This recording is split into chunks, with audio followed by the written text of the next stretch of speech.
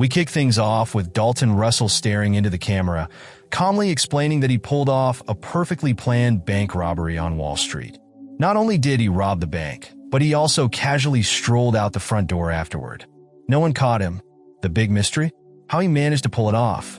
Cut to the action. Dalton and his crew roll up to Manhattan Trust Bank in style.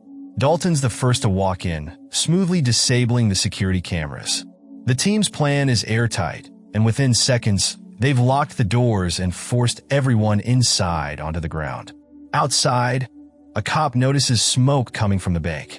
Before he can even report it properly, Dalton steps out and warns him to back off. Hostages are inside, and if the police come too close, people will die. The officer calls for backup, and soon, the NYPD floods the scene, securing the block and locking down the area.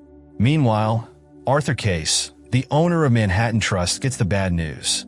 His bank is under siege, and hostages are involved. Case isn't just worried about the people. He's panicking over some very important family secrets hidden in a safety deposit box in that branch. Desperate, he calls Madeline White, a powerful fixer, to help him out. Madeline has one rule. If he tells her what's in the box and lies, their deal's off. Case doesn't lie, but doesn't spill the full truth either. He simply asks her to ensure that whatever's in the box stays hidden or disappears entirely. She agrees. Now, on the other side of things, detectives Keith Frazier and Bill Mitchell from the hostage negotiation team arrive. Frazier's a seasoned cop with a sharp mind, but a messy reputation due to an unresolved internal affairs case. He insists he's innocent, and honestly, he probably is. The duo heads to the scene, hopping into a police van to get briefed by Captain Darius, who's overseeing the situation. So far, no one knows how many robbers or hostages are inside. Frazier instructs Darius to take charge of the crime scene and report back when he has more details. In the meantime, Frazier and Mitchell grab a quick bite. Back inside the bank, the robbers herd everyone down to the safe room, splitting the group into employees and customers. Dalton orders everyone to hand over their keys and phones. One employee tries to play smart, claiming he left his phone at home. Dalton, not buying it, finds the man's number in another phone and calls it, revealing the phone is in the employee's office. Busted. Dalton drags him to the office and beats him up as a warning to the others. When he comes back, blood-splattered but calm, the hostages get the message. One person quickly hands over his keys, and a kid nervously shows Dalton his gaming console. Dalton smirks and lets the kid keep it. Next, Dalton shuffles the hostages again, lining them up by gender and ordering them to strip down to their underwear. Most comply, but one older woman refuses. Dalton's female accomplice takes her aside while the rest are handed identical suits and masks to wear, making everyone look the same. Not long after, an elderly hostage with a heart condition starts feeling sick. Dalton allows him to leave, sending him outside with a message for the cops. Don't come any closer, or 2 bodies will be tossed out. The police grab the man, question him, and learn that the robbers have about 4 people on their team. Meanwhile, Dalton and his crew are busy digging into the bank's floors and preparing one of the back rooms for something mysterious. Darius updates Frazier and Mitchell with what they know so far, including footage showing how the robbers disabled the bank's cameras. It looks like they used infrared lights to blind the cameras. Frazier decides it's not the right time to contact Dalton yet. He wants to observe what the robbers do next. While they wait, Mitchell finds the robbers' getaway van. It's likely stolen, but they dust it for prints anyway. When Frazier finally calls the bank, Dalton lets the phone ring without answering. Meanwhile, Madeline meets with New York's mayor, convincing him to grant her access to the hostage scene to handle her client's sensitive business discreetly. The mayor hesitates, but eventually agrees. Back at the bank, Dalton lets another hostage go, this time with a message strapped to them. The police immediately profile the hostage, a Sikh man, as a potential terrorist, disrespecting his religious attire in the process. Furious but cooperative, the man shares what little he knows. There are 20 to 30 hostages inside, and the robbers seem foreign. The robbers' demands are soon revealed. 2 buses and a jumbo jet by 9 p.m., or they'll start killing hostages every hour. They also claim to have rigged the bank with explosives. Darius says the plane is out of the question, and even the buses might be tough. Fraser remains firm. No demands will be met until Dalton talks to him directly. Arthur Case suddenly shows up at the scene, offering to help. He's evasive about why he's there, and the cops politely, but firmly, escort him out. Shortly after, the robbers request food, giving the police an opportunity to plant bugs in the delivery. Fraser oversees the drop himself, introducing himself to Dalton outside. He tries to strike up a conversation, urging Dalton to pick up the phone and talk, but Dalton remains silent. Later, the police played back audio they recorded from inside the bank. Right away, they noticed the robbers were speaking in a different language. At first, they guessed it might be Russian. Detective Fraser sent Mitchell to question the hostages who had been inside earlier, asking if they'd heard anyone speaking Russian or even with a Russian accent. Inside the bank, the robbers started moving hostages around to different rooms, creating a bit of chaos. At one point, one of the robbers pretended to be a hostage and went back into the main room. Meanwhile, the other robber escorted a female hostage to a third room. While this distraction unfolded, the real female robber was busy digging a hole in the supply room. A cop who had a Russian background checked out the audio and pointed out that it wasn't exactly Russian. He thought it sounded closer to Bulgarian or maybe a Central European language. Fraser had an idea to play the recording through the speakers outside, hoping someone in the crowd might recognize it. That's when a construction worker stepped forward, saying it was Albanian. He knew because his ex-wife was from Albania. Fraser tried to contact the Albanian consulate, but got nowhere. Instead, he asked the construction worker to call his ex-wife.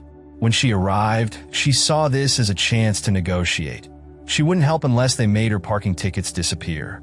Once Fraser agreed, she listened to the recording and laughed, saying not only did she understand the language, but she also recognized the voice. It turned out to be a recording of Albania's former communist president, Enver Hoxha. That's when it hit the cops. The robbers were playing them all along. They had planted a random tape, knowing the police would bug them. The game had just changed. Meanwhile, the film shows clips of Dalton, the lead robber, moving around the bank's safe. He was handling the money, but his actions suggested he might not be there for the cash alone. At one point, he and his team opened a safety deposit box. Inside, they found some documents, diamonds, and jewelry in small bags. Dalton took the documents while his accomplice sealed the box again. Around this time, the mayor arrived at the scene with Madeline, a high-powered negotiator, to meet Fraser. Madeline gave a vague explanation of why she was there, but Fraser wasn't buying it. She and the mayor resorted to a bit of blackmail to convince him to let her assist. Soon after, Dalton finally picked up the phone to talk to Fraser. The conversation didn't go anywhere. Dalton repeated his demands and warned he'd kill hostages if they weren't met in time. Fraser, thinking he was stalling Dalton, didn't realize it was the other way around. Dalton was playing games to buy more time. Later, Dalton asked for sandwiches while his team finished digging the hole in the supply room. Fraser let Madeline talk to Dalton, and whatever she said intrigued him enough to agree to a face-to-face meeting. Fraser escorted her to the bank, worried she might screw up, but she assured him she didn't get to her position by making enemies. Inside, Madeline offered Dalton a deal, a short prison sentence and $2 million in exchange for the contents of the safety deposit box. But Dalton showed he was ahead of the game. He knew about Madeline's employer and revealed that the box contained proof of shady dealings during World War II. Specifically, it implicated her boss as a Nazi collaborator. When Madeline left the bank, she had a private chat with Fraser. She mentioned that Dalton was considering another deal she proposed and described him as intelligent, but not a killer.